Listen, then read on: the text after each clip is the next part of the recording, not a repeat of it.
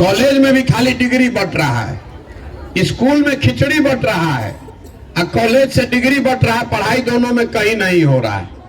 तो जब आपका बच्चा पढ़ेगा ही नहीं तो मजदूर नहीं बनेगा तो डॉक्टर, इंजीनियर, कलेक्टर बनेगा।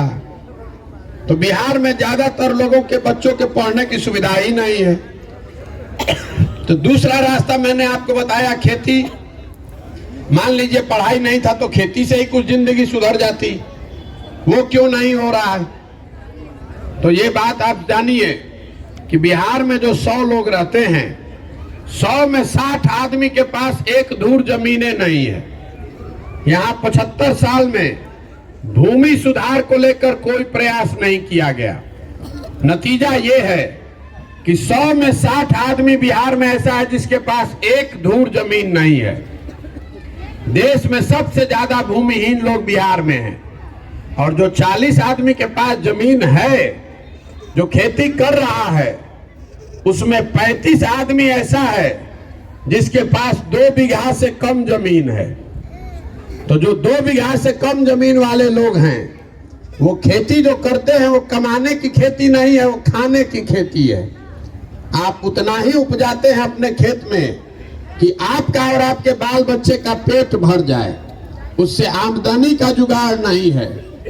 बिहार में सिर्फ 4 से 5% लोग ही खेती के जरिए आमदनी कर रहे हैं। बाकी लोग या तो खेती करके अपना और अपने बाल बच्चों का पेट भर रहे हैं या फिर खेत में मजदूर हैं।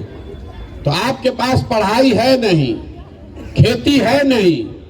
तीसरा रास्ता आपको बताया मैंने, पूंजी।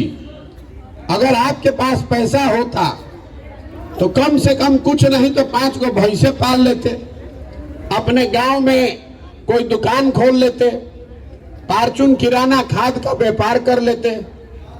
तो बिहार में प्रति व्यक्ति औसतन हम लोग 35,000 रुपया कमाते हैं साल भर में।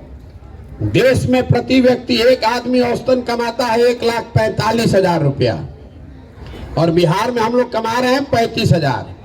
तो इस महंगाई के जमाना में 35,000 रुपया में आप खाइएगा क्या, बचाइएगा क्या, और पूंजी कहां से लाइएगा? तो जब आपके पास शिक्षा है नहीं, खेती है नहीं, पूंजी है नहीं, तो आप गरीबी से निकलिएगा कैसे? जितना हाथ पांव मारना है मार लीजिए, 10 घंटा काम कीजिए कि 12 घंटा।